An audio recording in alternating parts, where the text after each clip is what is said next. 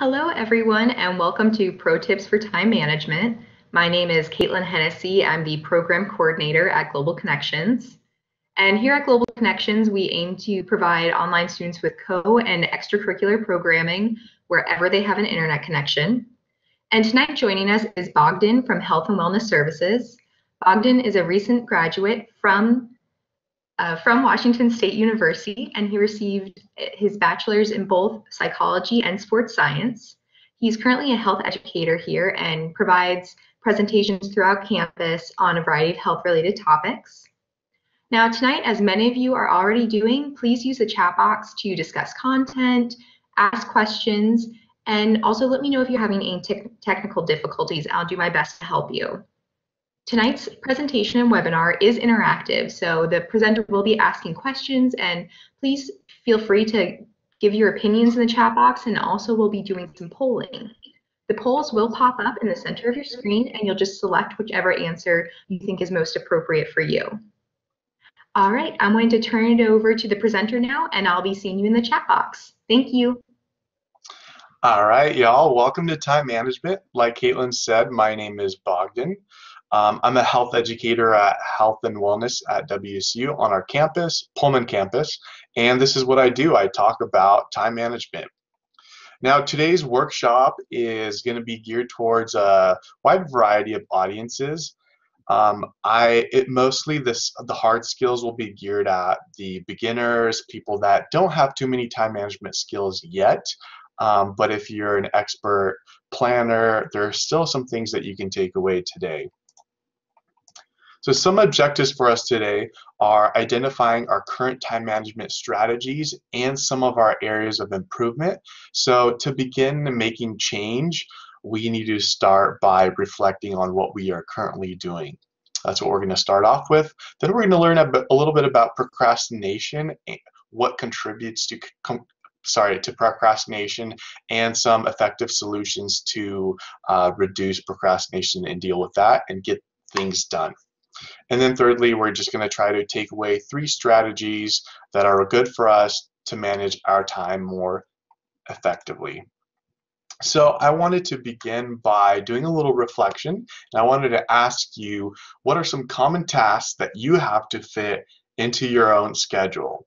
Now, I would love a little bit of feedback from you at this point. If you could use the chat box to tell me what are things you typically have to put on your schedule. I'll give you about 10 to 20 seconds to do that. Sarah says work and school, those are the big ones. Yep. Holly says that she puts everything on there. Picking kids up from school, work, and work. Yes, Holly says even putting shower on the planner. Good. So some other things that we typically put on are, first of all, the big one is our classes. Definitely have to put those go on there first. Most important, we got to get to class. Our work, another very important thing. We can't miss work. Not everyone puts exercise on their planners, but it might be a good idea to start putting exercise on our planners and calendars and schedules so that we're able to set aside some time to stay healthy. Meals is another good one. Setting aside enough time to eat healthy food and eat slowly is a good idea. Sleeping, cutting out enough time, at least 8 hours for adults to sleep every single night. Make sure you have enough time to wind down every night. Study time, downtime, so just doing nothing and doing the activities that you just want to do for fun, that's important. And then family time, catching up with friends, calling mom, dad, brother, and sister, and having those connections with people that we know and trust and make us feel safe is really important to our overall well-being. Various appointments, so going to the doctor, going to the dentist, meeting with your advisor, those are all really important things to put in on your schedule. Make sure they don't interfere with other things. And then lastly, is there anything else that nobody has mentioned or is not on this list? Give you 10 seconds. Any other ones I've missed? Great, looks like we've hit them all. Another question for reflection. what are some of the things that get in our way of completing those tasks? Now, again, I want to hear from you. If you want to take 10 to 20 seconds to think about it, and then start sending me those responses through the chat box. So what keeps us from getting our things done? We have a schedule, but things are getting in the way. What is it? Okay, Holly says getting sick, getting caught up with emails, phone calls, too much going on. Heather says unexpected events, definitely. And then Caitlin says, Gail, I'm thinking that you should be doing something else. I think we'll be talking about that a little bit too in this workshop. Alrighty, so some of the basic categories that I thought of that we can put some of these things into are feeling really stressed out and having to find something else to bring the stress down when we have challenging tasks. That's related to procrastination, so putting things off and doing them later. Being distracted, which is also related to procrastination and stress. So going online, checking our social media, updating our Instagram, things like that. Netflix, going out with friends instead of writing that paper or doing that assignment. And then just feeling like you're not having enough time. You got things to do, but you're just not getting everywhere. So we're going to briefly touch on all of those topics in this workshop. All right, I want to introduce to you two general coping methods. So we generally cope in two methods, one of which is emotion-focused coping. Now, emotion-focused coping is simply managing any unpleasant emotions associated with stress of a particular task that we have at hand.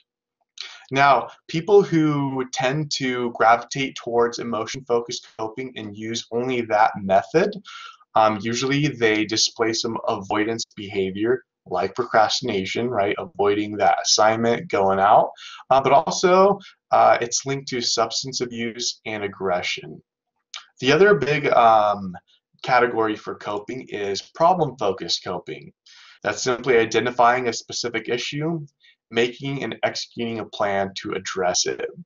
Now, this way of coping is linked to decreased stress, better academic performance, and better relationships. Now, it's important for us to use both types of coping. We don't use just one or the other. Sometimes we are way too overwhelmed with school, work, and other things, and we do need to go on a run to bring our stress down. We do need to go call our friend and deal with our emotions. But there needs to be a balance. It shouldn't be just one or the other. So today, I'm going to hopefully introduce you to a couple problem-focused coping to help keep that stress down that often prevents us from getting to the things that we need to do. I want to begin by talking about self-compassion and procrastination, how they're related.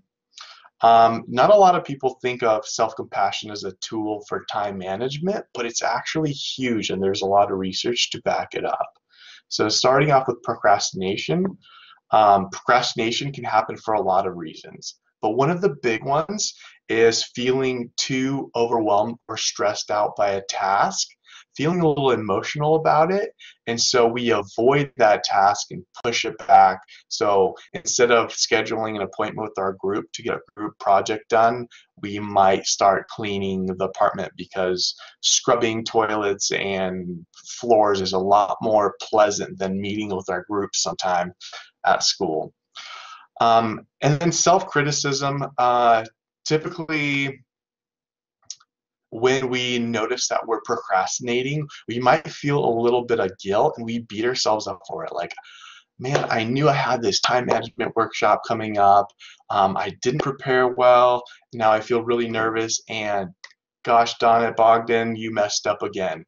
And we believe that by using self-criticism, a lot of times we can motivate ourselves to perform better and do things.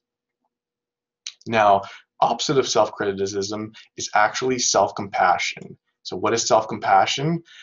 The easiest way to think of self-compassion is thinking about how your best friend would speak to you if you were going through a rough time. So instead of kicking yourself in the leg or beating yourself up for something, you say, hey, I know I'm procrastinating right now. I feel a little guilty about it. Everybody does it at some point.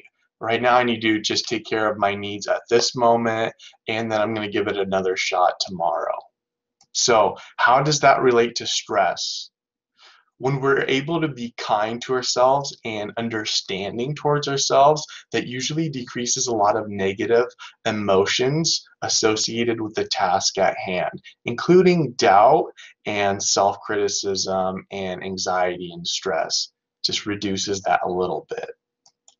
And how does that relate to productivity? So when we're able to reduce those negative feelings like doubt or frustration and stress because we're procrastinating, we're able to, our chances to that we're going to give that task another shot in the future go up. And our chances for procrastinating with that task actually go down if we're able to be kind to ourselves and reduce those negative feelings associated with that task.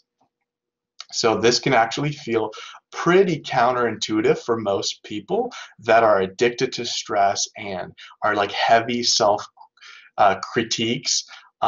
Some people actually believe that if they're not hard on themselves, they will never get things done and they will just turn into lazy slobs and won't go anywhere in life. That's an actual belief of people. But the research actually shows that that's not true. People who are criticize themselves more tend to procrastinate more and take longer on their tasks than people who criticize themselves less. And there was actually a study done on college students who gave us a little bit of self-reported data. We found out that people with higher levels of self-compassion actually procrastinated less than people with lower levels of self-compassion, and they usually finish tasks quicker and enjoy the process a lot more. Now, if you wanted to find out more about self-compassion and how it's related to productivity and see a little bit more of the research, I would recommend looking up The Neuroscience of Change by Kelly McGonigal. She has an audiobook on Amazon. It's not too expensive, and she goes into the neuroscience of why that works. And then there's also a book by Kristen Neff that I've recently read on self-compassion and how, and she also introduces a lot of research, and she talks about how you can actually practice self-compassion to be able to achieve your goals. So, how do we do it? We're going to practice here in just a minute, but here are the basic components of self-compassion. First of all, you want to be mindful when you know you've procrastinated. You know you're upset with yourself. You want to just bring some awareness to that feeling of being upset, and maybe it's feelings of shame and doubt and you feel like a failure. Just be mindful of that. Kind of notice that that's what you're feeling. And then try to obtain a balanced view of yourself in the whole situation. Remember that you're not the only one that's ever done that, and sometimes you do need to do other tasks to make yourself feel better and to reduce that stress. The second component is self-kindness. Once you become mindful of that feeling of guilt, just give yourself some understanding and warmth. Talk to yourself the way your friend would talk, a good friend would talk to you if you were feeling down. And then remember common humanity. You're part of a larger picture. You're not the only one that messes up. You're not the only one that fails, and you're not the only one that procrastinates. It happens to us all. And when you think of yourself as this bigger, or this piece of a bigger picture, a lot of times that just reduces the stress and helps you be kinder to yourself. Now, I'm going to give you an example or a scenario. I want you to read it and spend 10 to 20 seconds thinking about this scenario, and then think about how you can be self-compassionate to yourself in this situation. So imagine that you plan to work on a big paper today, but you spent the entire night watching Netflix instead. How might you normally feel about this? And how can you think about this in a self-compassionate way? Now, you don't need to send in your responses for this. I just want you to reflect and think about it.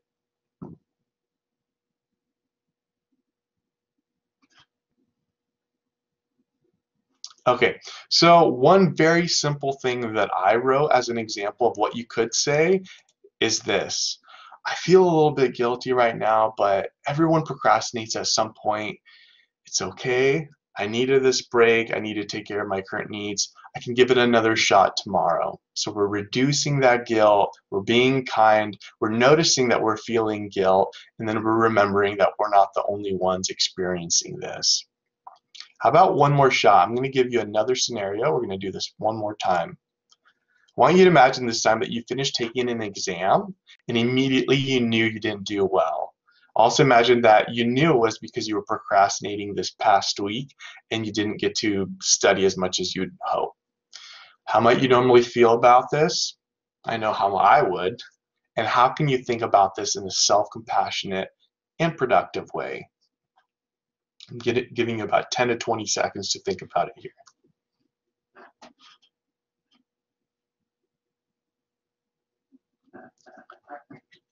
Alrighty, so I know that years ago, the way I would feel after an exam that I didn't do well on and I didn't study for, I might turn red in the face and just be so frustrated with myself for not studying and think that this is a habit that I can't break, and I would feel like a failure. And I'd probably put off studying for the next exam again because I'm so stressed out about it and I just hate the whole idea of exams and all that, so I'll push it back. But if I'm going to think about it self-compassionately, this is what I might say to myself. Man, it feels bad to not do well, but that's okay. Everybody messes up sometimes. Everybody fails. I'll just plan to talk to the TA to get extra help and be more prepared next time. That's a very simple way to put it. Um, you can practice self-compassionate to a level that you need to make you feel better and to reduce those feelings of stress. So practicing self-compassion and getting into that habit can be really tough. A lot of people just have a habit of self-critique, and it's hard to remember to be self-compassionate in the moment. So something that I like to do is anything that I want to remember, I make a little poster out of it, and I'll write self-compassion, and I'll put it onto my wall above my workplace, so that way when I'm feeling overwhelmed and stressed and self-critical, I can just look up, see, and then remember to be kind to myself.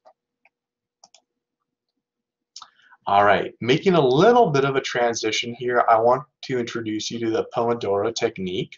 Now, a lot of professionals use this technique, but this is something that I just learned this year. So a lot of times when we go into a big task and we finally found the energy and the motivation to buckle down and get things done, we treat our task like it's a sprint. We go all out, no breaks, no breaths, getting it done in the next 3 to 4 hours. And that might work for the first 30 minutes, hour, maybe 2 or 3 if you're really, really good.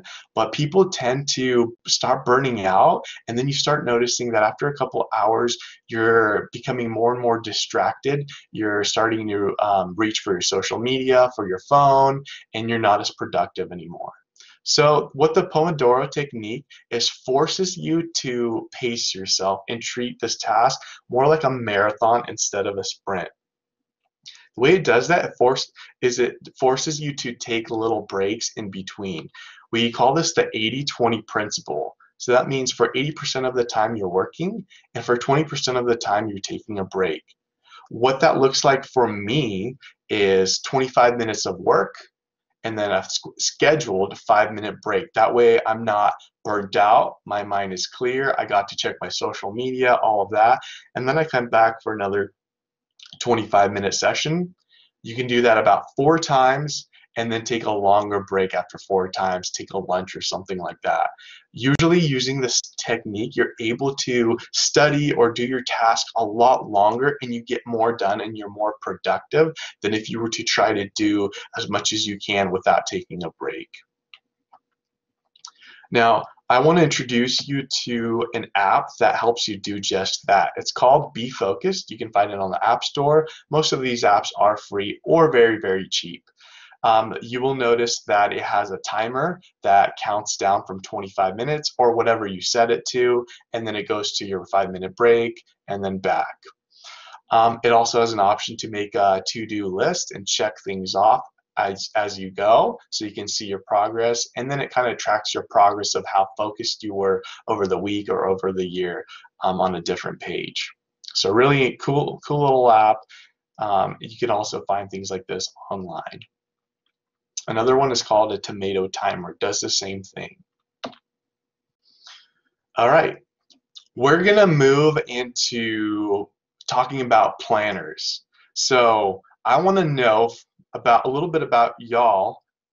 I want to know how many of you use the following: a personal planner, so a smaller one, a big wall desk calendar, a calendar on your phone, or a calendar on your computer, or do you use all of them? Now we're going to do a poll. Caitlin's going to put a poll, and I want you to click the one that you use. Select numbers 1 through 5.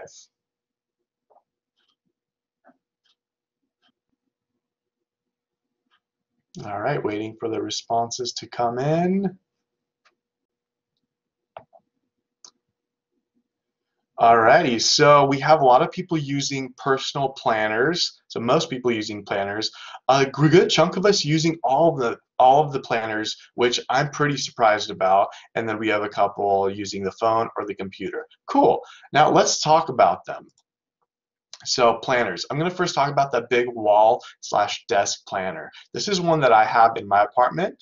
I got it at Walmart. Very cheap, very easy to write on. Boom, it's in your face. You can hang it on the mirror, places where you frequently look. So right by the door, first thing in the morning, you look at it, you know exactly what's going on today. It's easy to write in all the details. However, it's hard to take it places if you want it to. So that's why you would buy a personal planner. Also, you can get that at Walmart for a really good price. The cool thing about a personal planner is that it's small. You can put it into your bag and take it to a work meeting and take it to class. You can whip it out, put things down immediately. Also, there is the email calendar, and as far as I know, y'all should have a WSU email that is connected to a calendar and has an app that you can access a calendar. And this one's really cool because with that one, you can color code it. You can set reminders. You can invite people to events so that they know and it pops up on their calendar. There's a lot of really cool things that you can do on an internet calendar. I use this one a lot too. And then lastly, there's stuff that you can use. There's a calendar that you can use on most smartphones. And here's the really, really cool thing. I found this out a couple of years ago, and this was a game changer. You can sync your phone to your online calendar. So whatever you put onto your calendar at work or on your desktop, it'll go to your phone so that when you're at the grocery store or anywhere, you can just quickly look at your phone and know exactly what's going on, and you can get the same alerts and reminders that you set on your desktop. Really cool. So what I would recommend is that you use all of these calendars. You have one at home, you have one on your desk, on your wall, you have a planner that you can take to a meeting in case you can't take your phone into your meeting, and then you have your phone and your work calendar. There's no way to forget things.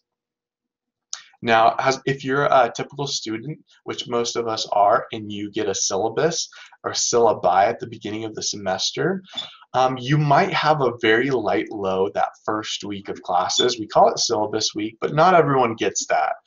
But if you do have a little bit of downtime, this is a really good time to flip to the last 2 pages where you have all those events, or sorry, the dates, the due dates, the assignments.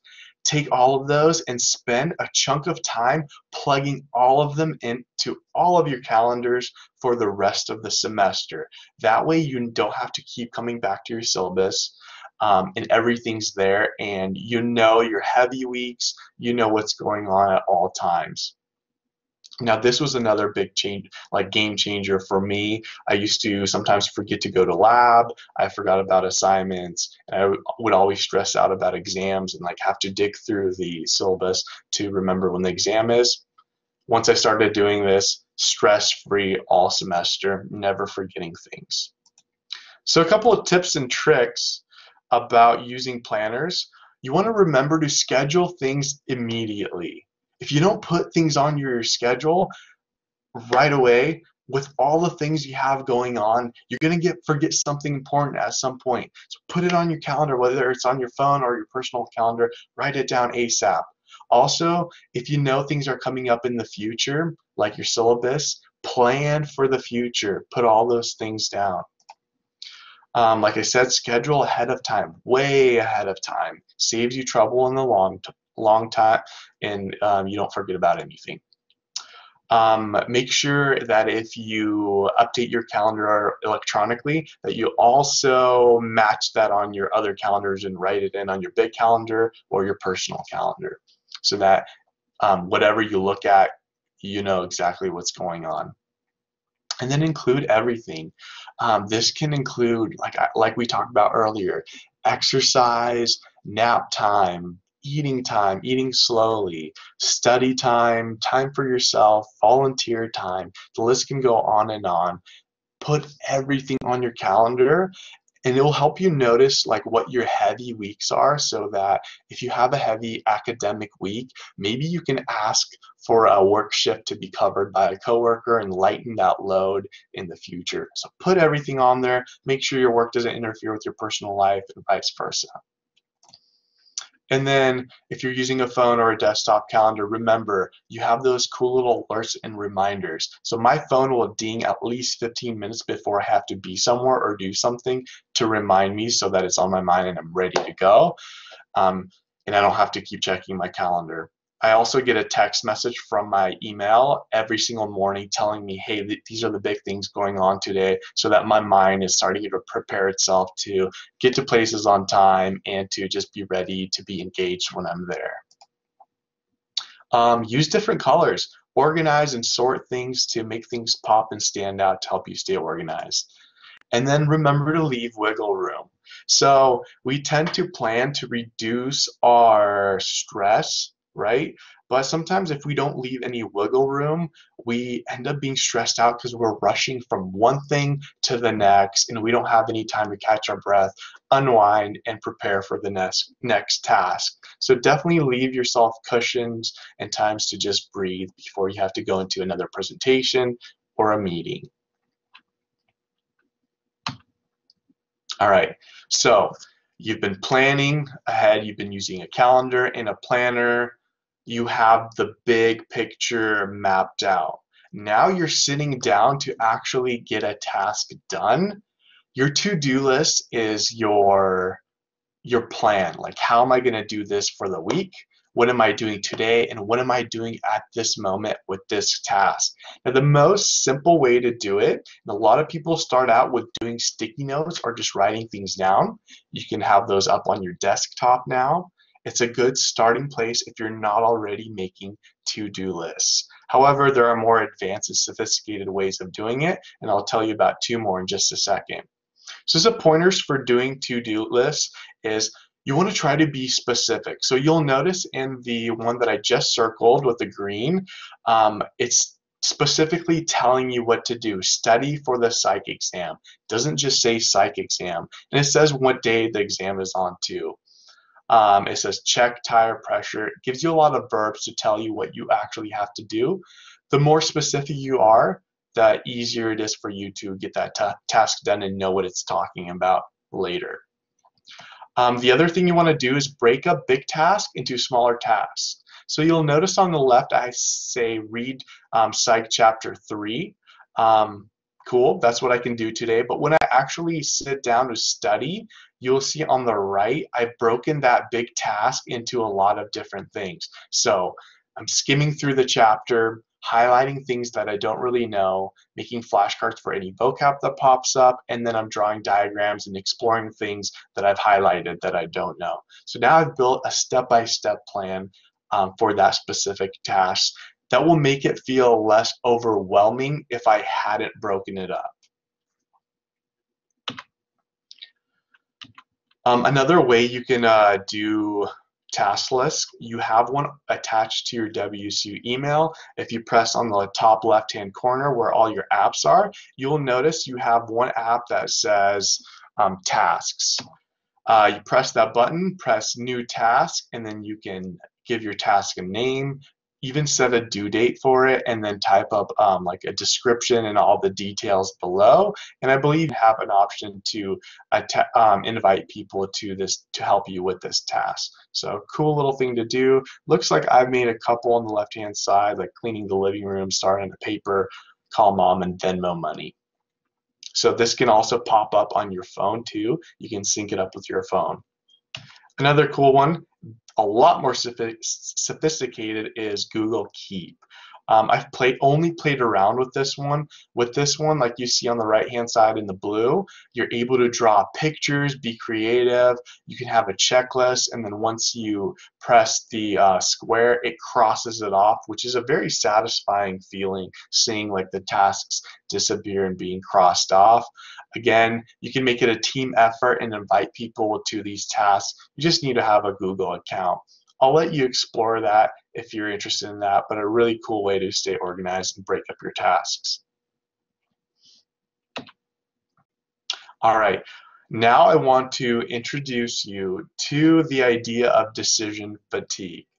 This idea is quite simple. It basically says that we have a finite source, limited source of making decisions. So should I eat that dessert or should I eat that healthy food? Should I go work out today or should I just rest today?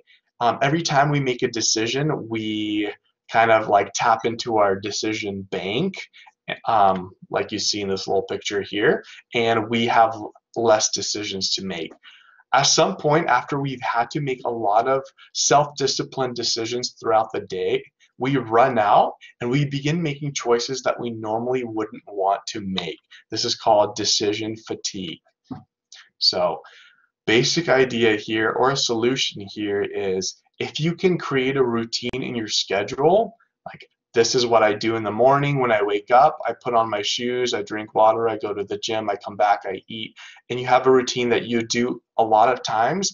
Over time, you don't have to think about it anymore, and you don't have to make that hard decision. So it's a lot easier to go ahead and just do it, and you can save that decision bank to the end, for the end of the day when you really need it when you're home. So make a routine, and that's a little solution for that. Now, balance. Another really important topic in time management. So that circle that you're looking at in the middle of the screen, it's the wellness wheel. A lot of them have different amounts of components. This one looks like it has about 7. So you got your finances, your emotional well-being, spiritual, environmental, physical, and social. The idea here is that you want to take care of all different aspects of your life to stay happy and healthy. Now, let's say if you're very committed to your academics, you really want that 4.0, and you're just academically driven. So you're putting a lot of time into studying, you're seeing your TA, you're seeing your professor, and all your energy is devoted to your academics. So maybe you're neglecting a little bit of your physical needs and your financial needs. You don't have a job maybe, and you're not taking care of your emotions as much.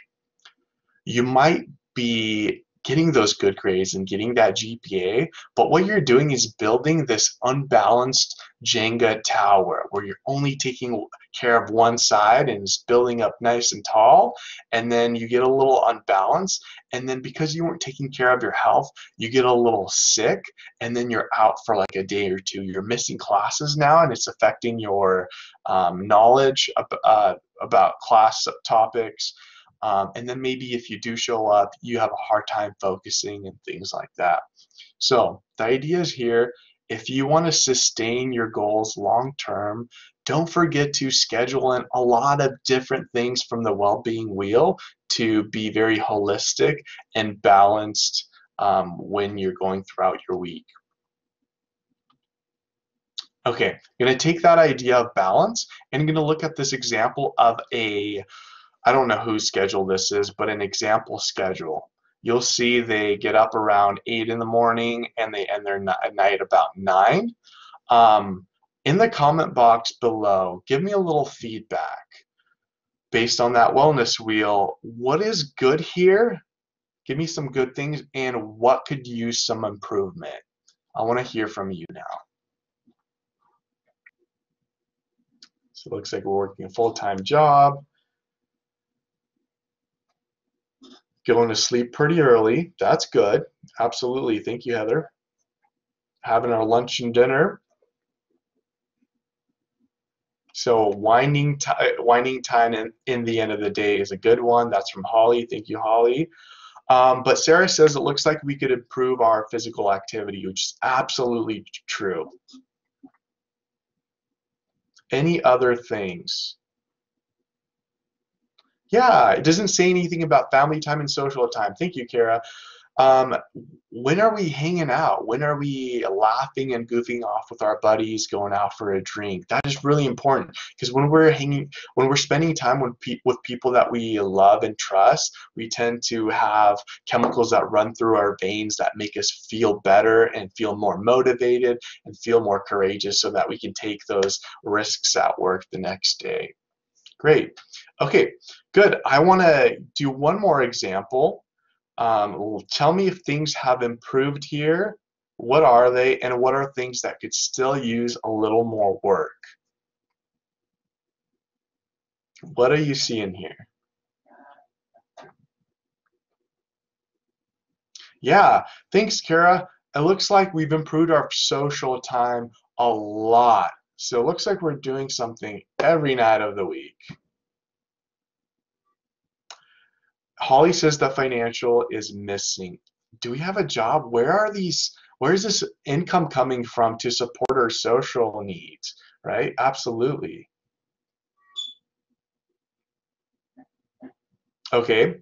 Um, family time is not scheduled. Thank you, Kara. Absolutely. When are we calling mom and dad to check in?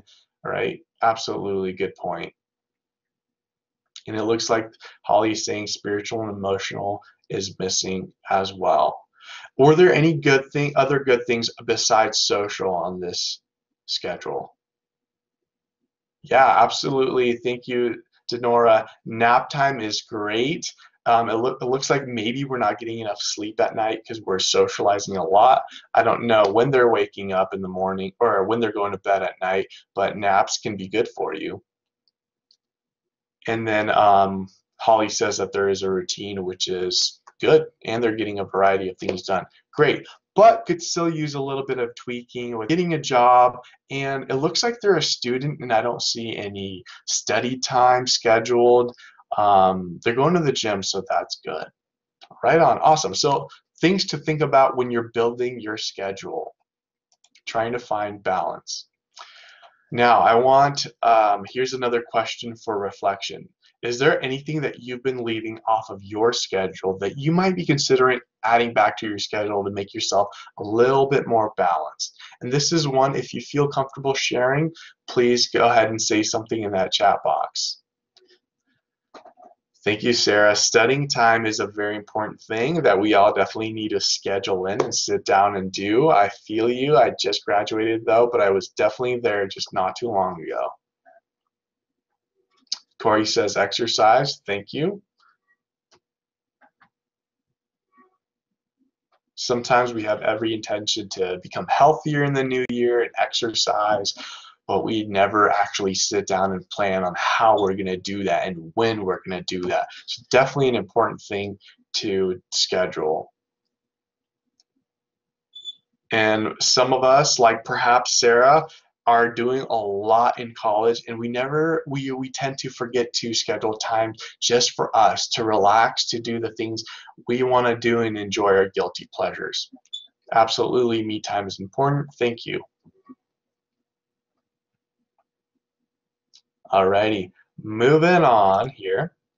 I think this is the last thing I want to introduce you to is self-control. Now, I'm talking about the app and an actual thing, self-control.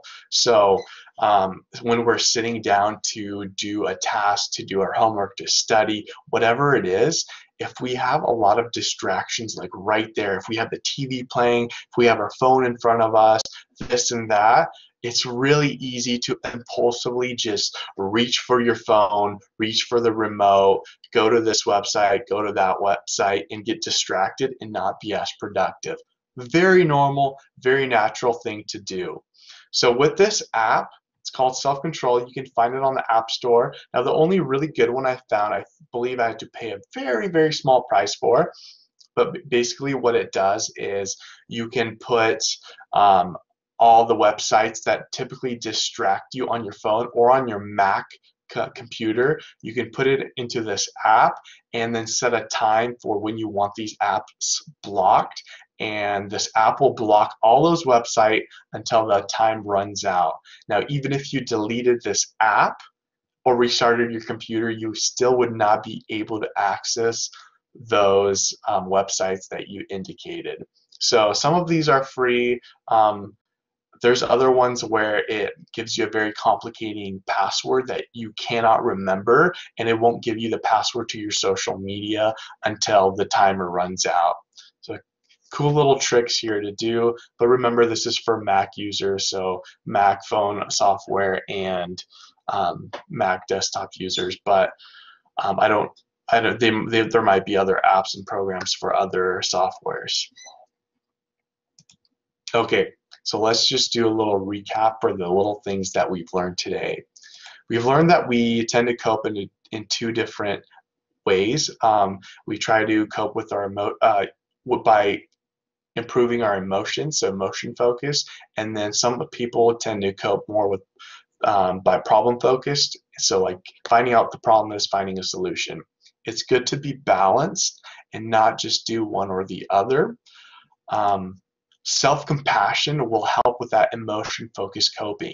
It will help reduce the stress and the negative feelings that we feel when we've procrastinated or failed with the task.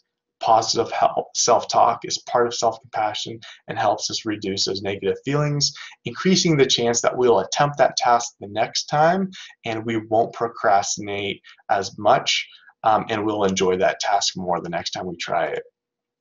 80-20 rule, or the Pomodoro technique, basically says you're working for 80% of the time, you're hanging out for 20% of the time. Gives you a little bit of balance, gives you a little break so that you can study for a longer, work for a longer period of time. Use planners. Use all the planners, personal planners, big calendars, planners on your phone, on your email. Use all of them. Sync them up and then plan ahead of time and use those alerts and reminders. They have saved me so many times. Make a to-do list. Remember to be very specific, and then break those big tasks into little tiny doable tasks, so that the task overall doesn't seem so overwhelming and we have a little bit of a direction of what we're doing with big tasks.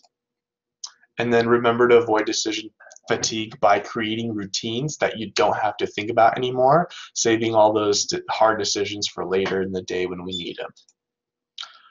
Create a healthy balance in your schedule by planning to exercise, sleep, eat well, catch up with family and friends, to work, study, and take care of all of our different needs and not just one area of our life. And then remove your distractions, whether it's physically or downloading an app called, Self-Control onto your phone or computer to help you stay focused on one task instead of doing a lot at once and being less productive. Alrighty, this is a chance that if you had any questions, I can attempt to answer them. So if you have any questions, go ahead and type something up in the comment box and I'll go ahead and give it my best shot. And while you're typing, I just want to say that if you had any other specific questions for me, go ahead and email me at hws.programs@wsu.edu. We will also be posting this webinar online afterwards, so that if you wanted to come back and re-listen or visit any of the items from this presentation, you can go ahead and access it. Thanks, Bogdan. Our first question comes in from Holly. It asks, I know you mentioned that you recently graduated. What was your major? This is really interesting content to have studied. Yeah, thanks for asking, Holly. So I had two undergraduate degrees. I first got my degree in sports science, so a lot of like exercise related stuff, and then I got a second degree in psychology. Thanks, Bogdan. And another question we have asks, so of all the time management techniques that you mentioned, what has been most helpful to you personally, or is your top tip? Ooh, okay. I'll give you two. There were two really big things that really helped me. Um, Using all the planners and scheduling way in advance, right? Taking the syllabus and putting it onto your calendar first week of school, that was the biggest game changer for me. The second one that I've been wrestling with and learning how to do is that whole self-compassion thing, like practicing being kind and understanding to myself and reducing some of that guilt, anxiety, and shame associated with failing at tasks or procrastinating. That one has been also slowly improving, and I have seen how I've attempted tasks again and again more often than I would have in the past, just because I've reduced some of that stress.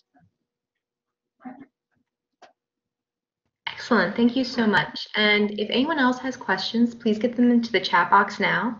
Otherwise, let us know what you thought of tonight's program using the survey link that I put in the chat box earlier. I will put it in again here.